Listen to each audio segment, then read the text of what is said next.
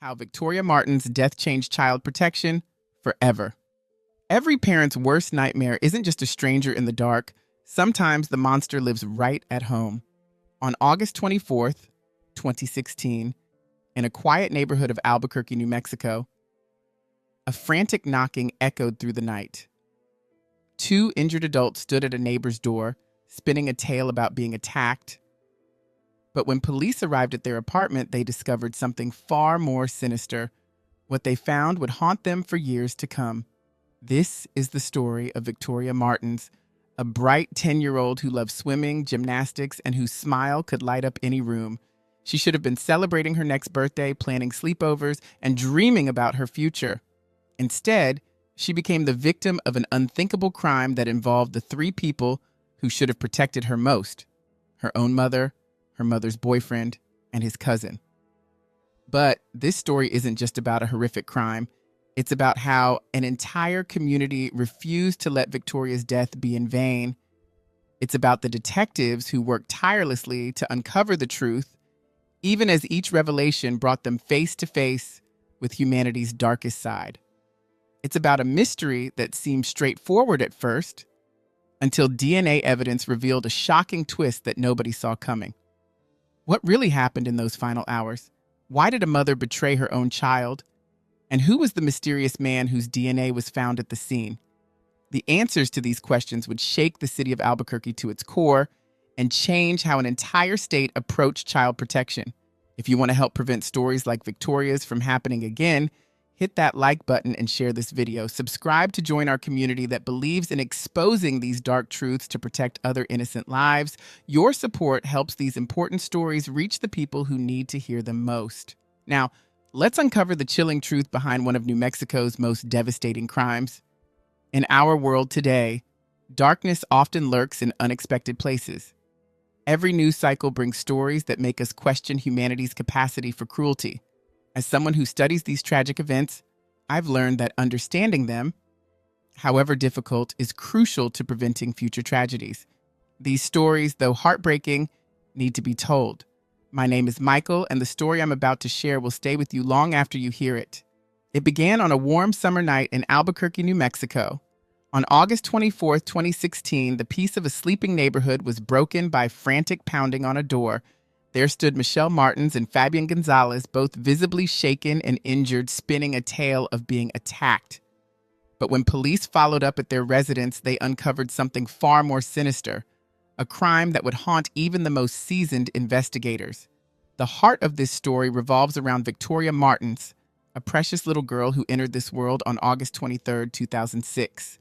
From her very first moments, Victoria's life was complicated. Her mother, Michelle, raised her alone, carrying the weight of single parenthood after Victoria's biological father allegedly walked away, never even meeting his newborn daughter at the hospital. Hope seemed to arrive when Victoria was just 3 months old, as Michelle found love with Jason Udding. Jason stepped into their lives with dreams of creating a happy family. The family grew when they welcomed Matthew, Victoria's half-brother, 2 years later. Through Jason's eyes, Victoria was a special child, bright, loving, and full of potential. But life had other plans, and after his separation from Michelle, Jason struggled to maintain his relationship with both children, despite his best efforts. Victoria blossomed into a beautiful young girl, her presence lighting up every room she entered. With her flowing brown hair, sparkling light eyes, and an infectious smile that could melt hearts, she captured the affection of everyone around her. Her grandparents, John and Pat Martens, held a special place in their hearts for their little queen. Together, they created precious memories at their favorite Albuquerque park, where Victoria's laughter would ring out as she rode her bike, glided on her skates, or simply played under the New Mexico sun. But behind this image of childhood innocence, a darkness was growing, one that would eventually lead to that fateful night in August 2016, when everything changed forever. Victoria was a child who found joy in motion. Whether gliding through water at swim practice or tumbling across gymnastics mats, she moved with a grace that matched her sunny personality. Her grandfather, John, would often say that her laugh was like music, transforming any room she entered into a happier place. But beneath the surface of this seemingly perfect childhood, storm clouds were gathering. The foundation of Victoria's world began to crack when Michelle and Jason separated. Michelle, perhaps searching for something she couldn't define, began a pattern that would have devastating consequences. She cycled through relationships rapidly, introducing a parade of strangers into her children's lives. Jason watched from the sidelines, his heart heavy with worry for both Victoria and Matthew. When he voiced his concerns, Michelle would bristle, firmly telling him he had lost any right to question her choices. Then came July 2016, when a simple swipe on a dating app changed everything. Michelle met Fabian Gonzalez, and their relationship moved at an alarming speed. Before anyone could question the wisdom of it, Fabian had moved in with Michelle and her children. But he didn't come alone. Soon after, he convinced Michelle to open her home to his cousin, Jessica Kelly, a woman fresh from prison who he claimed needed temporary shelter. What had once been a safe haven for Victoria and Matthew transformed into something unrecognizable. Their home, once filled with childhood laughter, now housed two adults with questionable pasts. Those who knew Michelle from before noticed the change in her. The careful, attentive mother they once knew seemed to fade away, replaced by someone whose judgment grew increasingly clouded by her new relationships. August 23, 2016 should have been a day of celebration, Victoria's 10th birthday. No one could have known it would be her last. As the candles on her cake flickered out, none of the people around her could have imagined the horror that waited in the shadows of the following day. In the dark hours of August 24th, the quiet neighborhood was jolted awake by desperate pounding. Michelle and Fabian appeared at a neighbor's doorstep, their injuries visible and frightening. They spun a tale of violence, claiming Jessica Kelly had attacked them with a metal bar. More worryingly, they said Victoria had been hurt too. The neighbor, sensing something terribly wrong, immediately called for help. When police pushed open the door to Michelle's home, they stepped into a nightmare. The acrid smell of smoke led them to a bathroom door, behind which lay a scene so horrific it would haunt even veteran officers for years to come. There, they discovered Victoria's remains, dismembered, wrapped, and burned in a failed attempt to hide evidence of an unthinkable crime. As Michelle, Fabian, and Jessica were taken into custody, investigators began the grim task of piecing together what had happened. Michelle's story seemed to shift and change with each telling, her words weaving a web of contradictions that only deepened the mystery of that terrible night. And as investigators delved deeper into the case, they found themselves wading through a swamp of lies. While Michelle, Fabian, and Jessica sat in separate interrogation rooms, one horrifying truth became clear. Each of them had blood on their hands, but getting to the full truth would prove to be a journey through increasingly darker revelations. Michelle's first version of events painted her as a victim. She described a scene straight out of a horror movie, Jessica Kelly bursting into their bedroom in a religious frenzy, attacking them while shouting about God.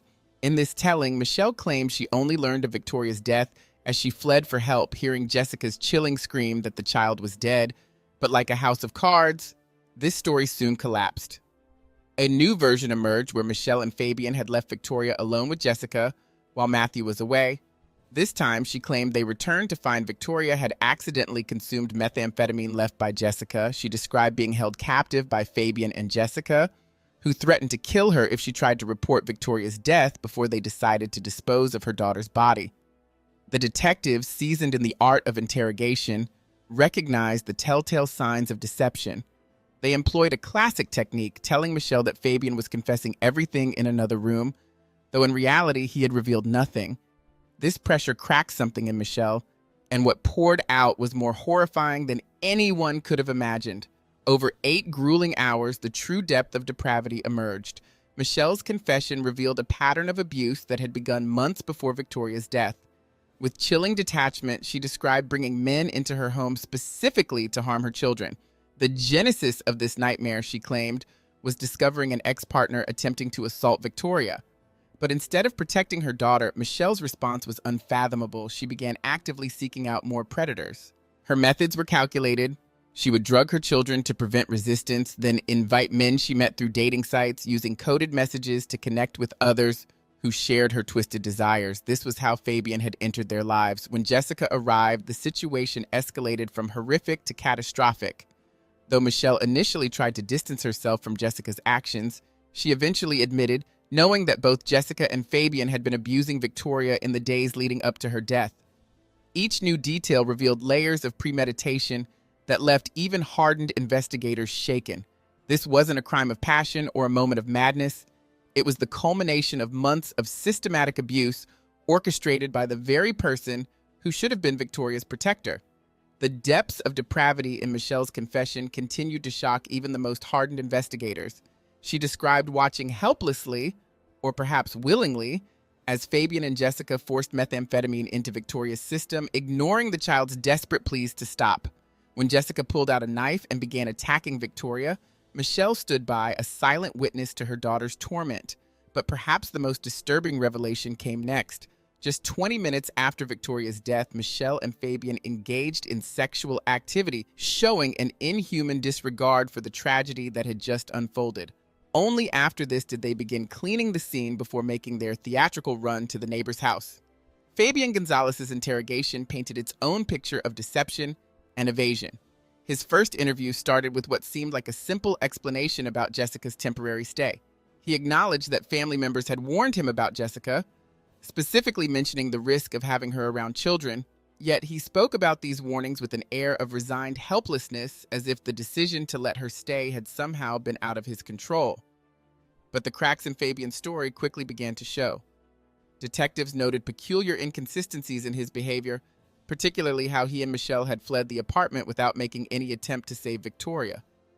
Even more telling was his apparent lack of concern for Victoria's well-being during questioning. Instead, his primary worry seemed to be about Michelle's conversations with the police, raising red flags for the investigators.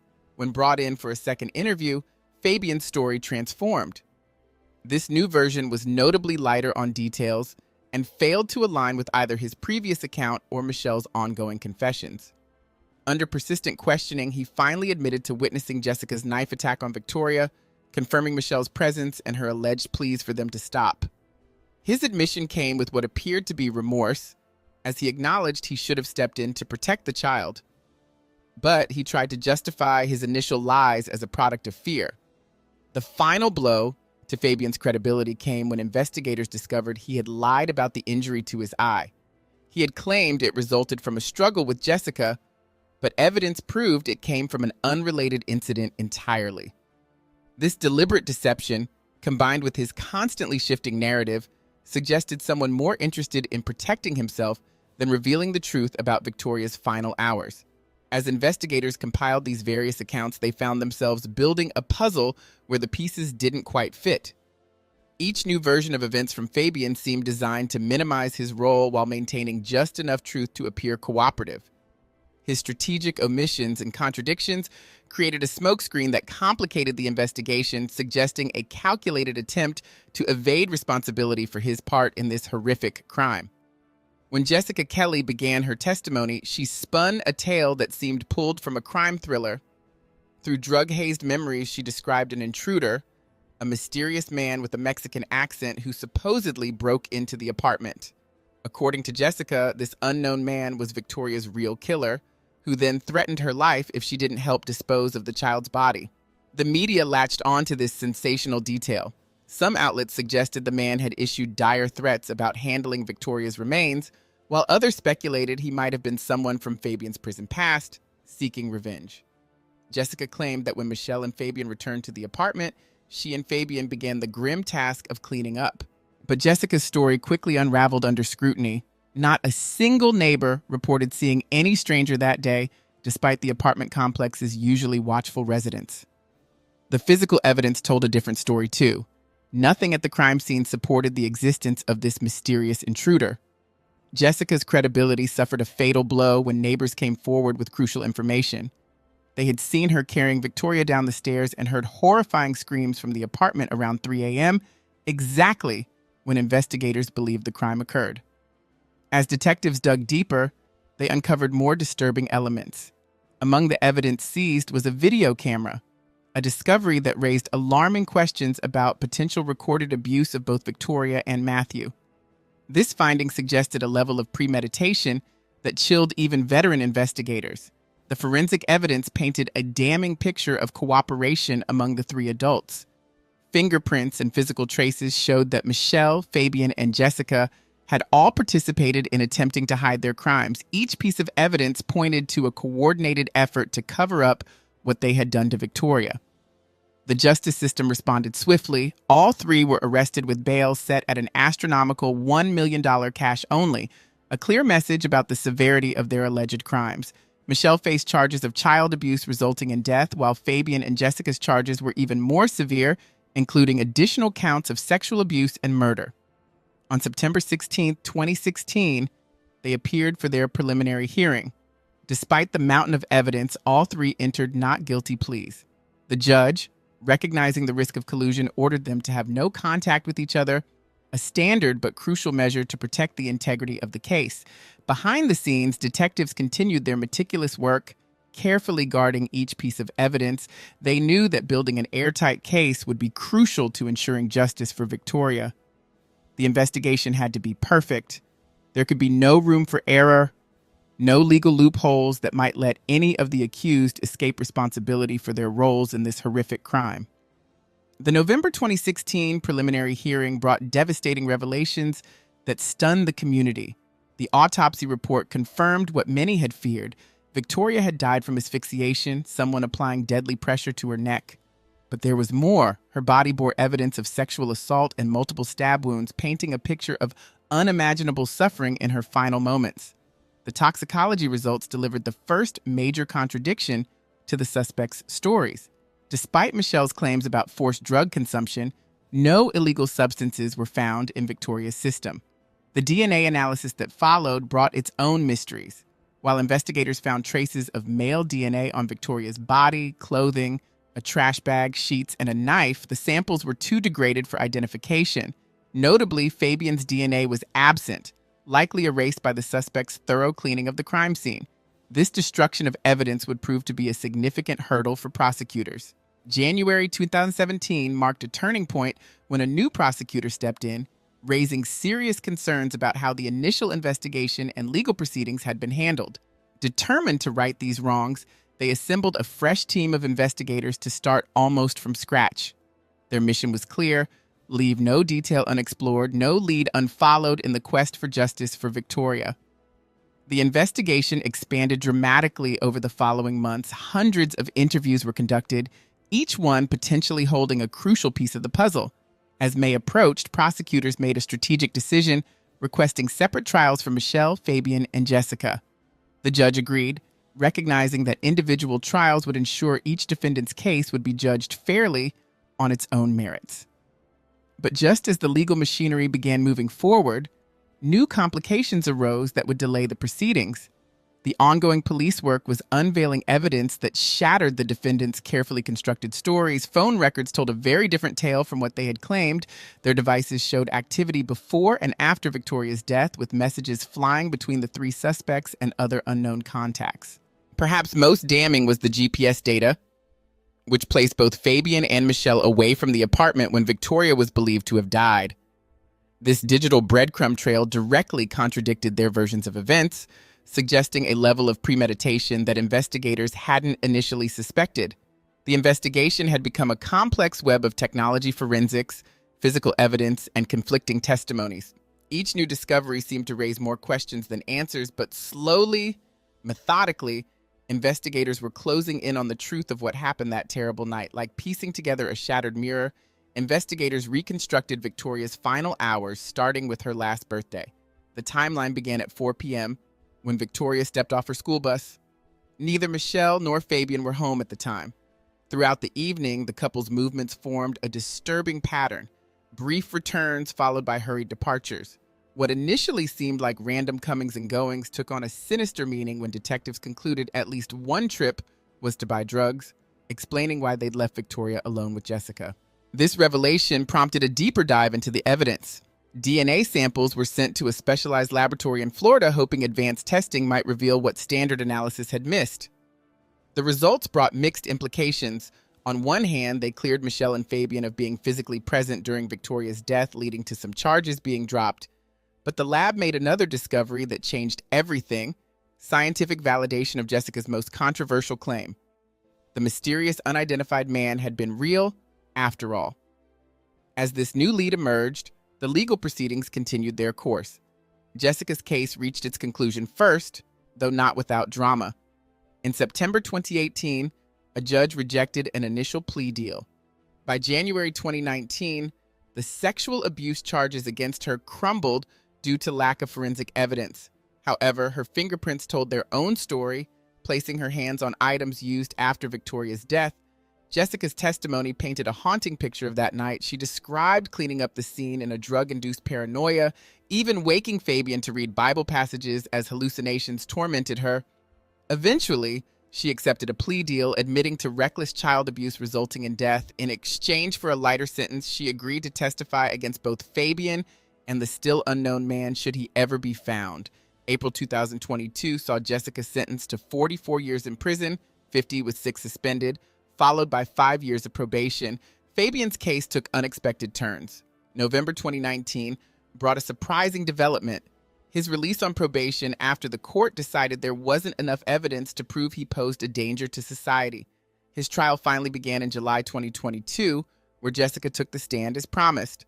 Her testimony detailed both the mysterious man's entry into the apartment and Fabian's grim role in the aftermath, helping to clean up and dismember Victoria's body.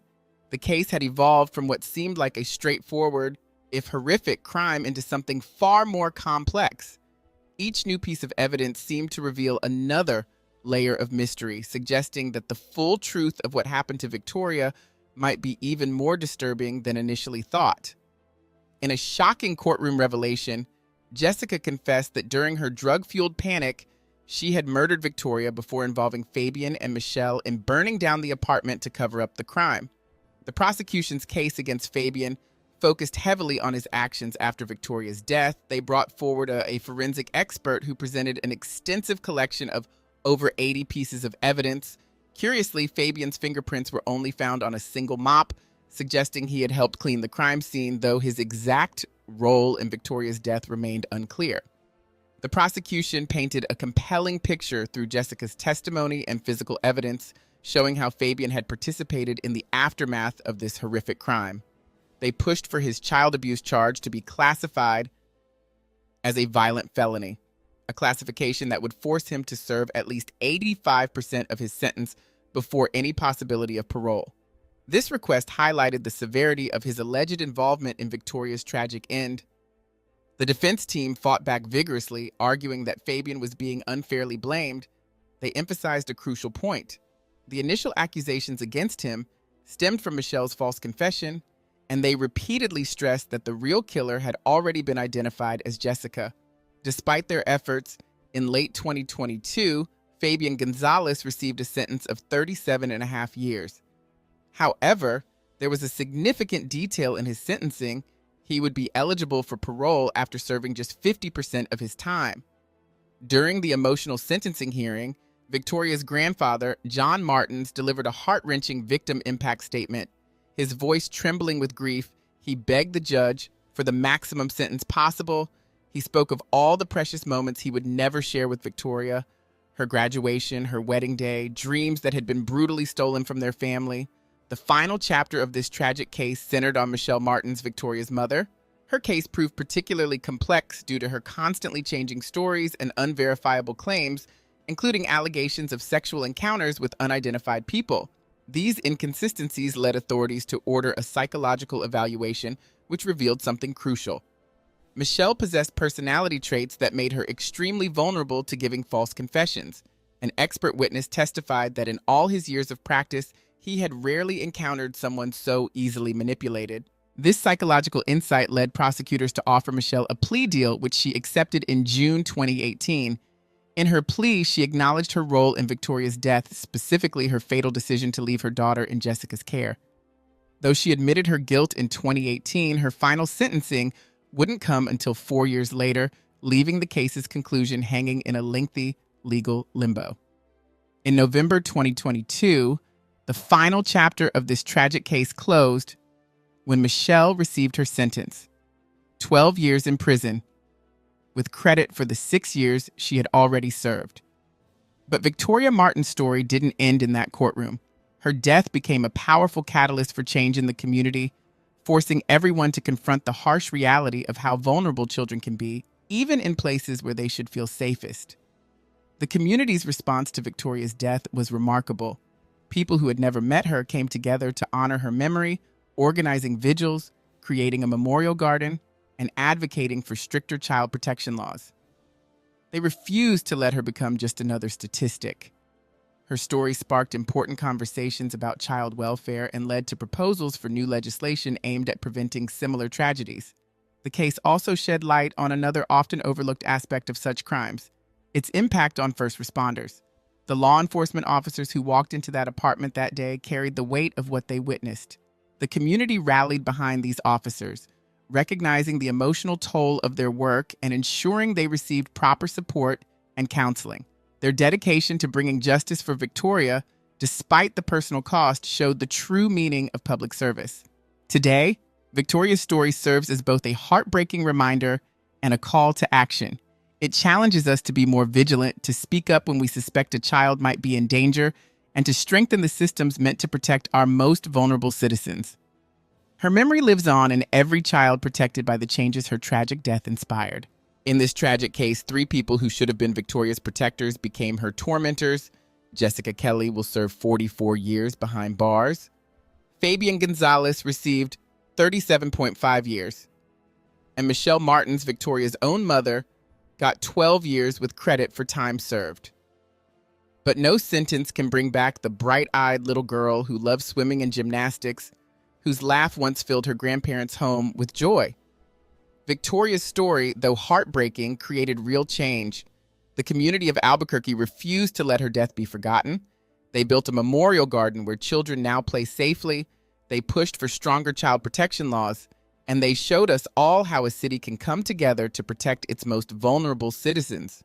To the first responders who carried the weight of what they witnessed that day, to the detectives who worked tirelessly to uncover the truth, to Victoria's grandfather, John, who continues to fight for justice, and to every person who attended a vigil or demanded change, you proved that even in our darkest moments, humanity's light can shine through. Victoria Martens was more than just another tragic headline. She was a 10-year-old girl who deserved to grow up, graduate, fall in love, and chase her dreams. While we couldn't save Victoria, her story might save others. It reminds us to be vigilant, to speak up when we suspect a child is in danger, and to never turn a blind eye to abuse. If you know a child who might be in danger, don't wait. Reach out to Child Protective Services or call the police. One phone call could save a life. One action could prevent another tragedy. Remember Victoria. Remember her smile, her love for life, and let her memory inspire us all to protect the children in our communities, because no child should ever suffer the fate that Victoria did. Thank you for listening to Victoria's story. Don't forget to like, share, and subscribe to help spread awareness about these important issues. Together, we can make sure Victoria's death wasn't in vain. Stay safe, and remember, if you see something, say something.